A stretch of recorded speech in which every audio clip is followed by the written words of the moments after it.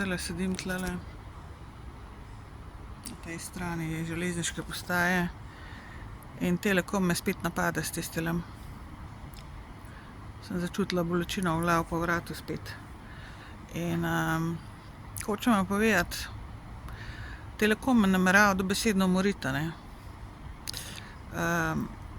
In tele ljudje, ki so zaposleni, teh delavci in šefi in šefinje in delavke, ti ljudje se nimajo pod kontrolo, a ne, zavedajte se. Nimajo pod kontrolo svojega mednožja, nimajo pod kontrolo svoje jeze, zavisti, ljubosumja in nimajo pod kontrolo svojih glav. In ne prenesejo besede ne, še najmanj pa od ženske, a ne. In tole bo treba, vlada, tole bo treba vse spraviti po zaporih in po psihiatričnih bolnišnicah, ker mi pošteni ljudje ne bomo tega več prenašali, a ne, ne moremo, ne bomo in ne moremo več.